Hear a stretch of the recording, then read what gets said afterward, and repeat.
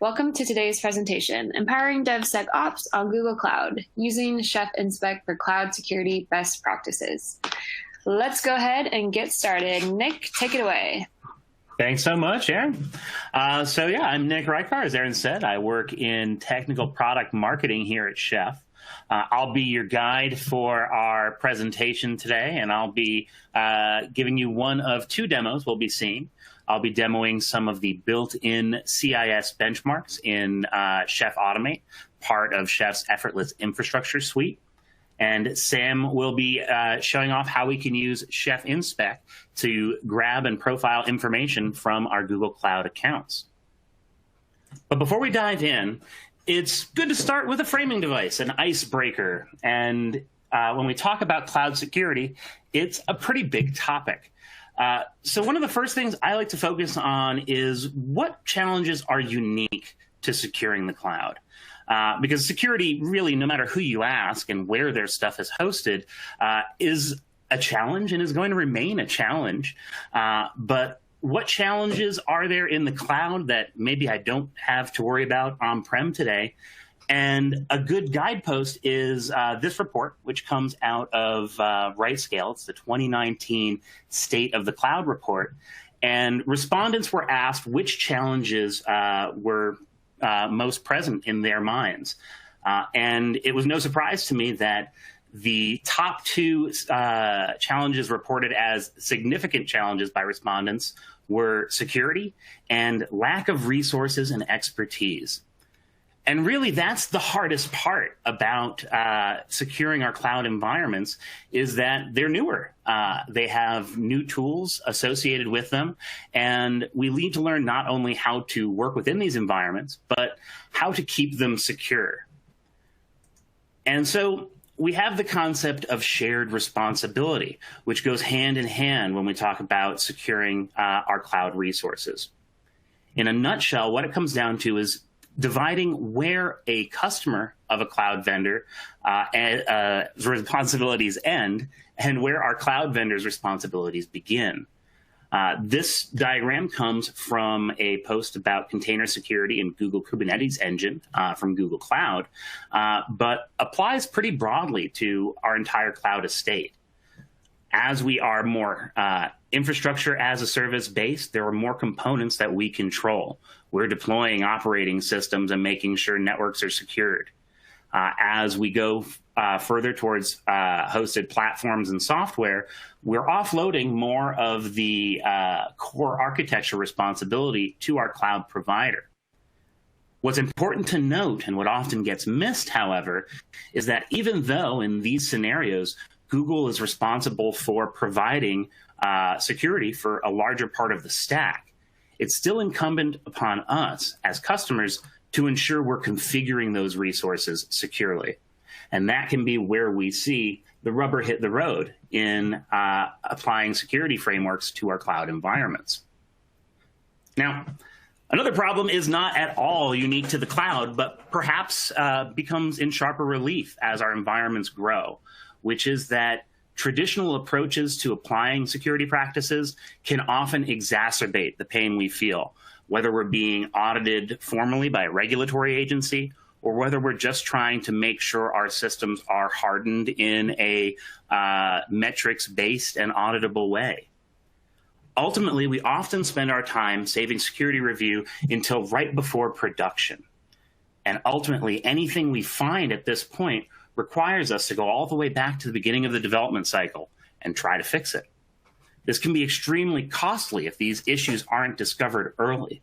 And so a trend in the industry has been to try and shift these processes left, where we can apply security review throughout the software development lifecycle and make sure whether we're in dev or QA or staging, we're not losing sight of whether or not our changes are being applied securely. That's all well and good, but it's not often easy. And a lot of the times, the security reviews we have in place often involve manual processes and are very slow, generate a lot of data, and sifting through, figuring out the signal from the noise can be difficult.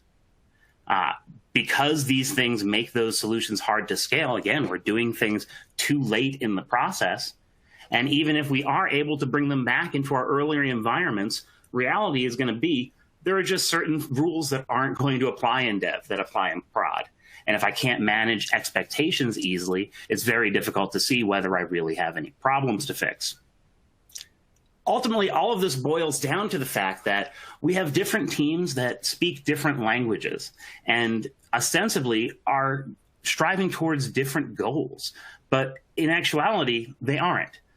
All of our folks working compliance, security, development, and operations are responsible for making sure our organization puts out the best quality software we can in the best quality environments we can put them in.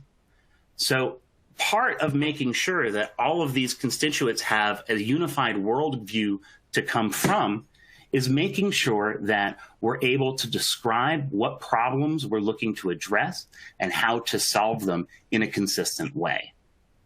And this is where Chef's offerings come into play. Chef Inspect is a framework that allows us to manage our compliance as code, which means every single thing that we need to validate in our environment becomes executable and repeatable so that I can always tell what my security or compliance stature is. This lets me scale things far more reliably because an automated test can be applied anywhere. Lets me shift my processes left. Again, running inspect in dev doesn't work any differently than running inspect in prod. It all feeds into our Chef Automate observability platform so that we get continuous visibility into how our audit stature has changed over time. It also provides human readable descriptions as well as easy to parse code examples so that it can provide collaboration between teams that just need to understand whether or not we're compliant, all the way through to the teams that have to take direct action to solve any issues. And so really that's where we come back to this shared responsibility idea. By unifying the idea of security and compliance in a discrete language, we have the ability to attack the uncertainty that shared responsibility can bring with it without having to treat our cloud resources very differently from how we treat our on-prem or virtualized resources.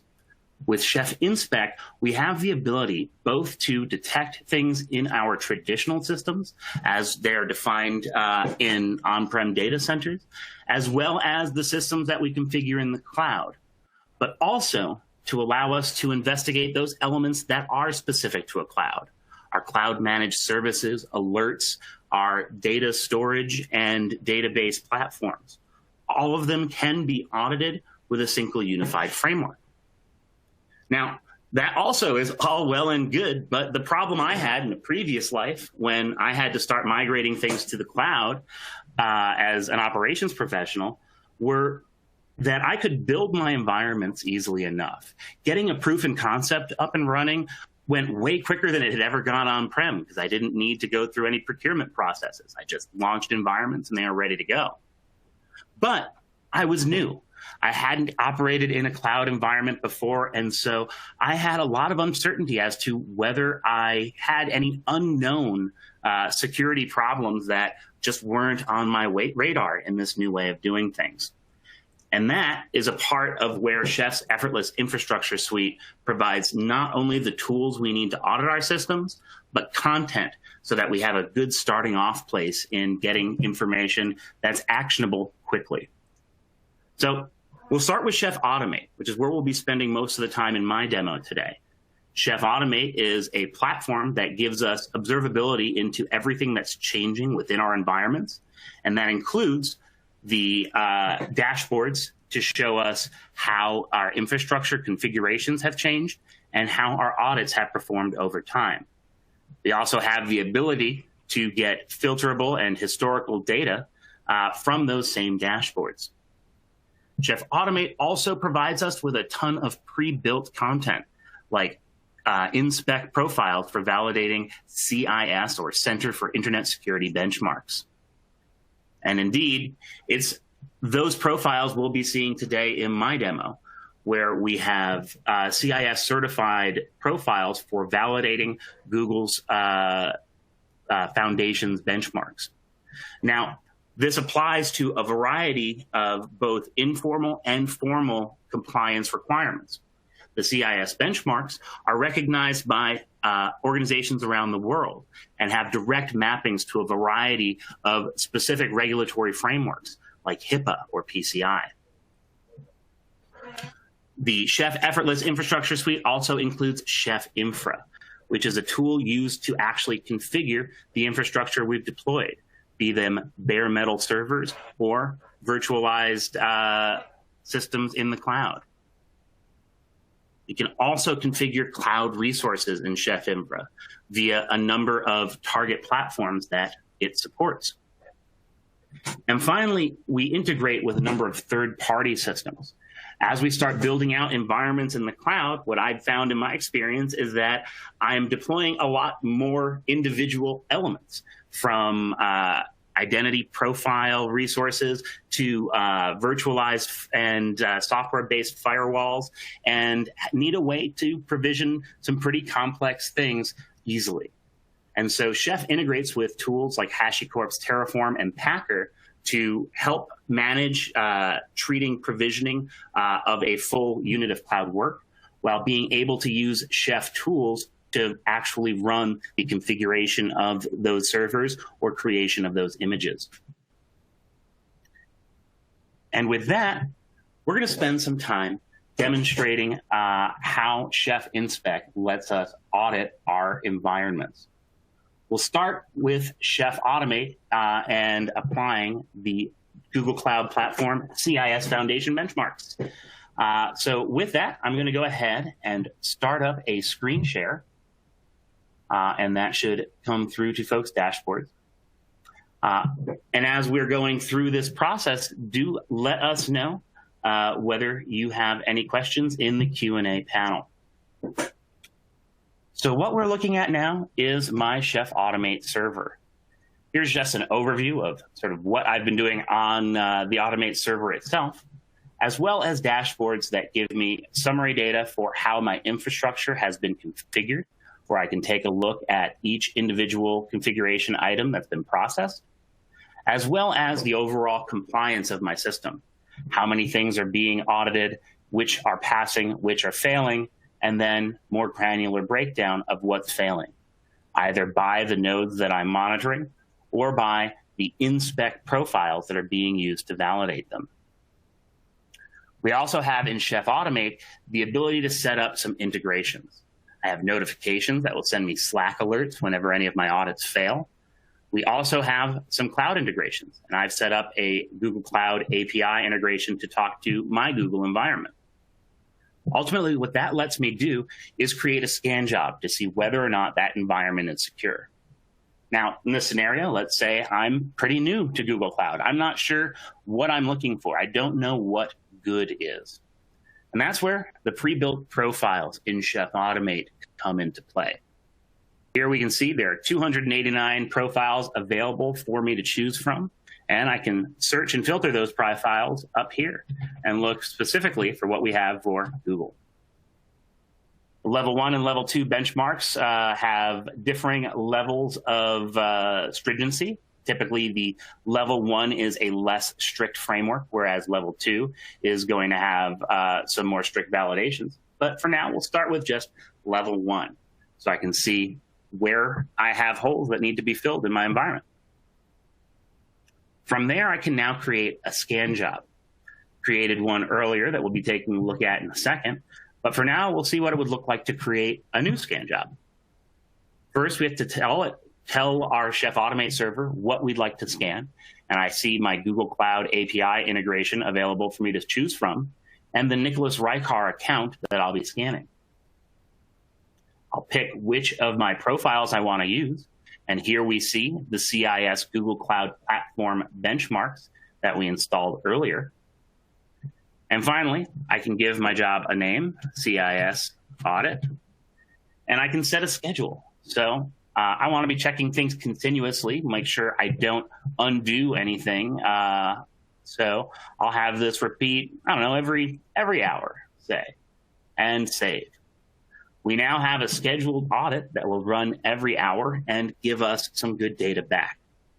Now, Like any good TV chef, I want to have an already baked version of my meal. So I've run this audit a little bit earlier on my system. We can see here, surprise, surprise, my system does not pass that audit. So when I evaluated my Nicholas Rycar environment, I got a failed audit back in Chef Automate. If we click through, I can see the details of what was evaluated when Chef Inspect was run against my provider. I can see there were a total of 48 controls evaluated, of which 17 failed, and they were all of critical severity, and 31 passed. No failures with major or minor severity, and no controls were skipped. If I want to take a look at failure, we can say, what do things look like just in our critical controls? And we see things like, and this is a great example, logging benchmarks. So we have a bunch of benchmarks here that are looking for different types of changes in our account to notify us about. For example, we see a recommendation that we have a metric filter and alarm established for cloud storage buckets and their identity access changes. The rationale being that if we're able to monitor changes here, we can see any anomalies in our cloud storage permissions very quickly so that we can detect, and if they are not appropriate, remediate. And indeed, insecure cloud storage has been a very popular vector of attack that we've seen in lots of headlines over the past couple of years. In here, we can see the high level. I don't have any metrics that are gathering data with that. So there's a recommendation here of how I can go ahead and solve this problem to satisfy this audit. We can view the full inspect source code here. So the data has been made easier to parse for us within this dashboard, but in its source, we see where our nice readable description was created, the impact, which defines how severe our control is, and the actual inspect code, which all consists of a resource type. So we're looking at Google metrics and making sure they have this GCS bucket filter in place. And we're describing our expectations in a matcher. Our expectation is that a metric that fits this description should exist. Things can get more complicated. We see here as we go through our alert policies, we can look for multiple conditions, but for this check to return true, each one of these individual matchers must also be true. We're seeing here that an alert policy needs to exist, and we're seeing prescriptive opinions about what thresholds, periods, etc., should be set for that policy. Now, what this does is provides me a roadmap. Each one of these failed controls is a decision point for me. I either need to determine whether, via my usage of my cloud platform, this is something I need to enforce. And if I have a regulatory agency as part of my industry, well, I might not even have a choice there. But ultimately, I can either use this to determine how I can fix any problem uncovered, or at the very least, if it's something that I am willing to accept in my environment, I now know that and have made that decision explicitly. And we're no longer dealing with unknown configurations and unknown security stature. We can do this same thing, and we'll see here in my nodes with the actual servers that we're managing. So here I can see on some VMs that I've created, I am making sure that things like our trusted hosts are not insecurely configured, that we have proper permissions for a lot of common files, as well as some operating specific checks. So we have things here, since my systems are running in CentOS, that are Red Hat specific. Again, the same tool is validating the compliance not only of our cloud estate and its configuration, but the elements that I run within that cloud estate. And with that, I'm going to stop my screen share and hop back into my slides for a moment for a little bit of summary and some more information about the types of things that are included in these CIS benchmarks. So what we were just looking at was the Chef Automate dashboards, and spending most of our time in the compliance dashboard, where we can see both aggregate summaries of how our nodes and the profiles we're running against them are performing, as well as specifics about where things are passing and failing. We see examples here where we talk, in this case, about securing our access to the cloud. In our IAM checks here, we're making sure that, in this case, our service accounts don't have any user-managed keys that could be a vector for attack. And we see in the results that when there are multiple service accounts, they're evaluated individually. And if any one account fails the check, we get a failure in the control as a whole, but can also see the specific scope of that failure. As we saw, we can also look at that as inspect source code. So everything that inspect is using to determine whether we pass or fail is defined here and can be used as a template for how to remediate with a tool like Chef Infra. We also see examples of hardening cloud resources themselves. In the cloud, this can come from two angles. One being making sure that the instances that we're launching have their cloud configurations securely configured. Here, making sure that we're not launching instances with IP forwarding enabled. But of course, we can also be looking at things from within an instance, particularly those running an operating system like a virtual machine, in which case we have CIS benchmarks for Windows, Linux, Mac OS, and a variety of different software solutions. For folks that work in government spaces, we also have DISA STIG profiles available. And with that, I'd like to pass the baton over to Sam, who's going to be showing us how we can generate cloud security profiles with Inspect from our Google Cloud environment. Awesome. Thanks, Nick. No problem. Yeah, I'm Sam. I am an engineer over at Google, and I contribute a lot to the Inspect GCP repository, which is the resource pack for Inspect resources that work with GCP stuff. So what I'm going to be talking about a little bit is kind of a different take on, or a different use case for Inspect. So Inspect, or the use case that Nick was talking about, is very focused on compliance and security, which is a super classic use of Inspect, super important. But what I want to talk about is infrastructure testing as code, or writing down infrastructure configuration as Inspect controls, so that you can validate that your infrastructure still exists the way that you think it should, or that it did in the past.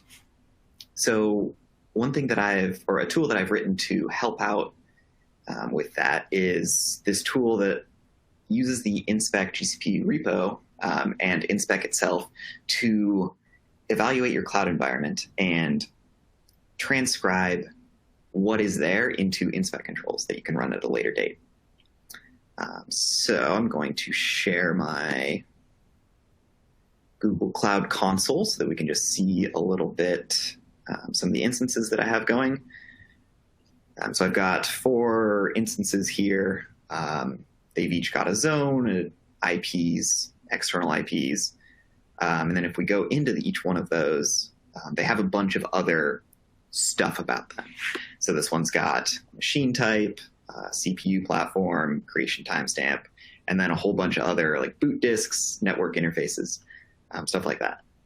So if I wanted to write an Inspect control against this compute instance, it would be kind of a tedious task. It would take a long time. I would have to figure out how to write tests against each one of these attributes. And yeah, it's just a lot of manual work that I would rather not do. And then I would have to do that for each one of the compute instances and potentially other resources as well. So I'm going to stop sharing this, jump into my terminal, share that. And hopefully that comes up. So the way that this works is it's an extension on the Inspect GCP repo with a little bit of modified controls. Yeah. So I'm just in a directory, and I'm going to actually execute an Inspect profile against my GCP environment. And what that profile is going to do is going to write out Inspect controls for each one of those compute instances. So I've got my generate profile. So if I look inside that, It's just a standard inspec profile. It's got an inspec YAML, it's got attributes, and then it's got this controls directory. So if we look inside that controls directory, I'm only running this for compute instances at this point, but it has the ability to work for each one of these types of resources. So a decent number of them, and I'm adding more in the future. But let's just see how it works on the compute instance. So what I'm going to do is I'm going to execute this with a standard command line inspec exec. And this is just telling it to run against GCP, and I've set up my service account already.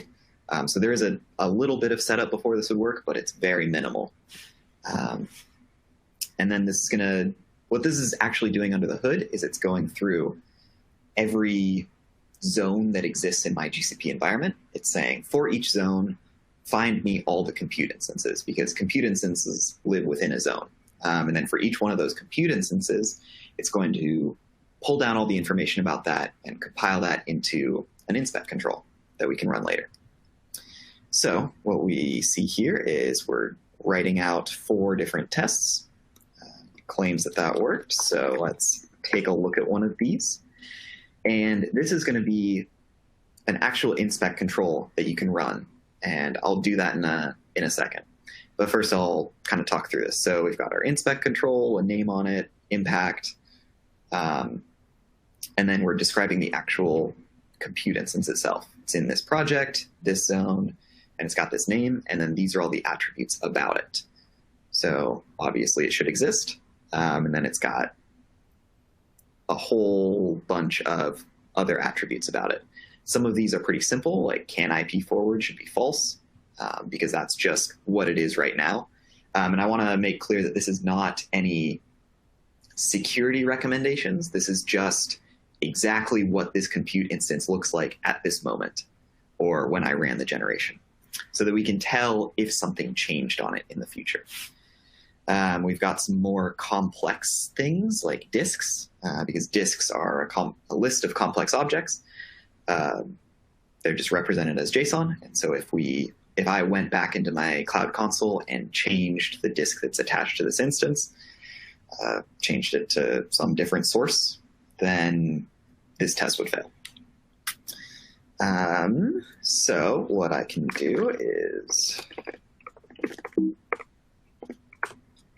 got these 4 tests, and I'm just going to copy those into my the controls directory on my inspect profile, and I'm going to run them to see that they actually pass. So forgive me while I type.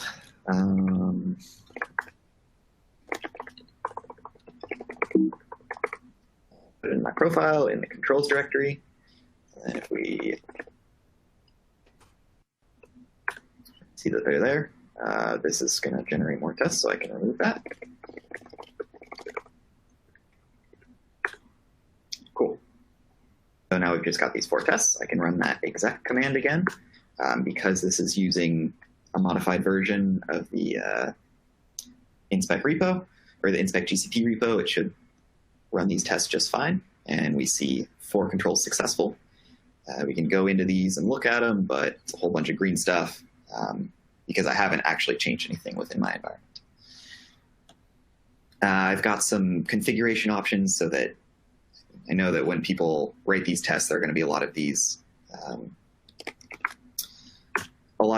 things that they don't actually care about. Let's say you don't care the ID or the timestamp of when an instance was created, just that it exists. Can remove things like that or exclude whole classes or types of GCP instances. And then you can run this for a bunch of other types of resources as well. This is available today in the inspect GCP repo. And so if you're feeling so inclined, you can go check it out and leave me an issue if something doesn't work. So with that, I'll turn this back over to Nick. Thanks, Sam. Yeah, and I think part of why solutions like that are so powerful is the same thing that makes something like the CIS profiles powerful is it lets you go from a place where you might not have any preconceptions of what should be the case and lets you remove things that you don't care about rather than trying to figure out the things you do. And the power of not having to start from a blank canvas alone can drive so much automation for an organization. And then, of course, once we have audits that we're happy with, we have the ability to run audits continuously. It allows us to keep ourselves up to date with our compliance status and make sure, even if we are being audited in a formal way, that we're not losing sight of how compliant we are in between those audits. We now have the ability to detect and correct security issues long before they reach production, because all we need to do is run that scan anywhere to make sure things are up to snuff. And if not, we have ourselves a actionable item for how to remediate in future. We allow ourselves to reduce risk by auditing continuously and quickly, and doing so in a way that doesn't hamper how quickly we're able to deliver our applications.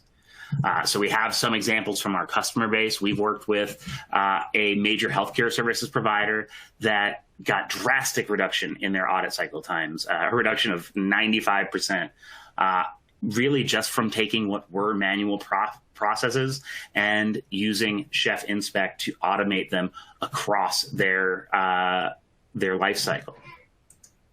So if you'd like to learn more, we have a variety of resources available to you.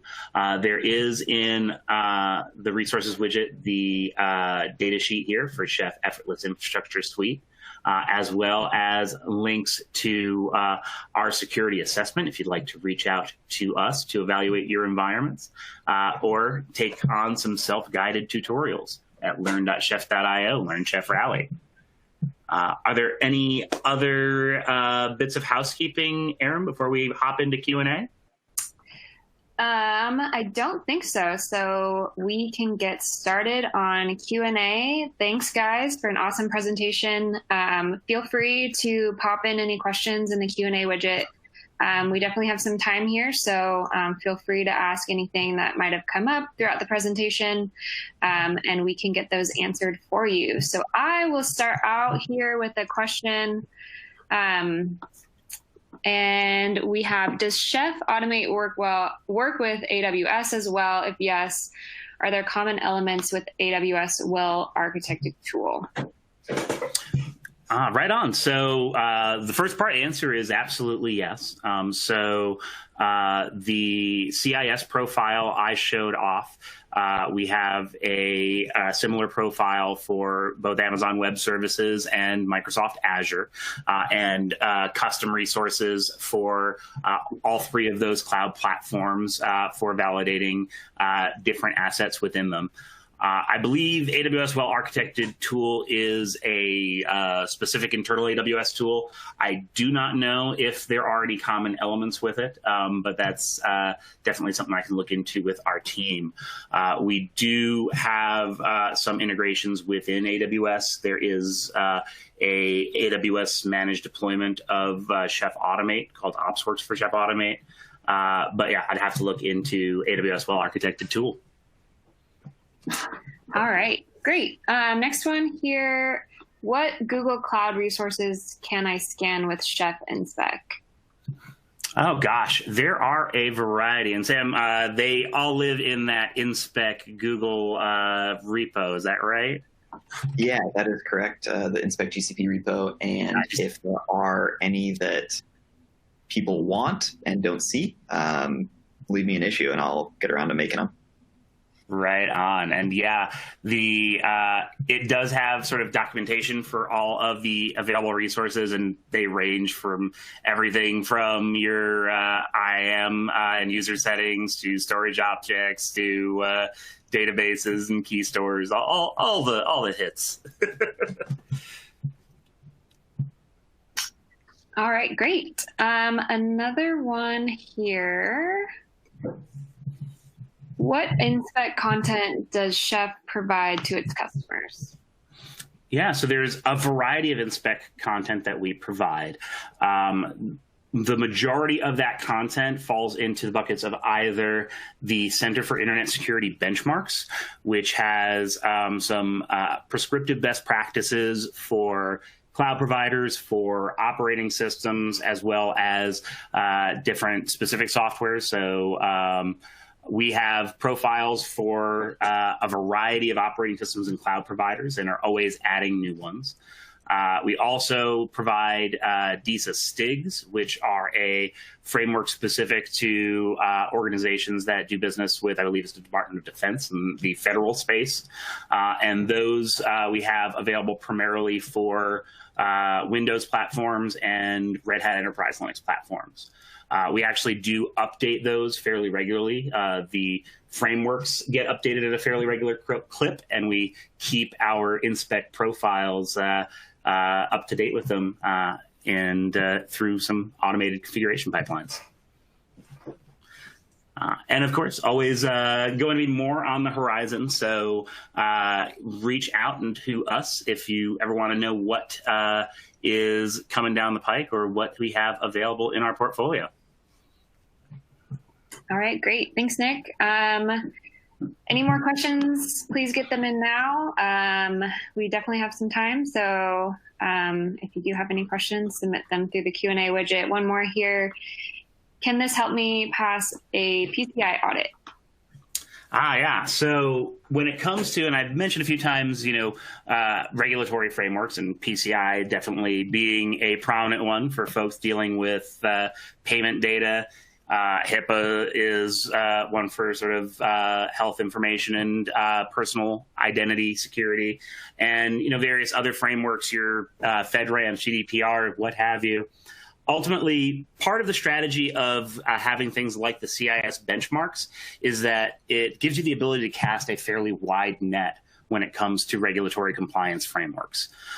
The compliance standards themselves don't typically have a specific implementation guideline, but a broad definition of what must be true of a secured system. Whereas something like the CIS benchmarks translate those into specific recommendations based on commonly used technology.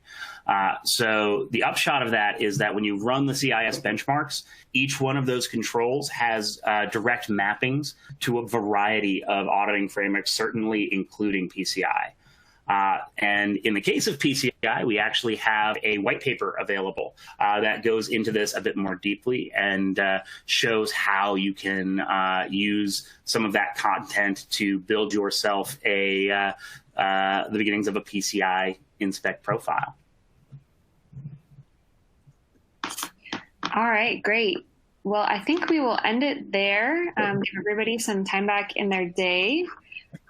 So thank you again, guys, for presenting. As a reminder, a copy of today's presentation and the data sheet that Nick mentioned is located in the resource list widget at the bottom of your screen, so feel free to download those. Of course, we hope you found value in all the info that was presented today. So if you like what you saw, we definitely encourage you to share the presentation with your team and professional networks. The on-demand version should be available by tomorrow, and we will email you as soon as it's ready. You are going to access it using the same audience link that you're using right now. And another heads up, we're having another webinar in October, on October 30th. It's continuous compliance in a DevSecOps world. So we hope to see you there. You can find more information about the webinar and register on Chef Webinars or the Chef Events page. So with that, thanks again, everyone, for your time, and we hope you have an awesome day.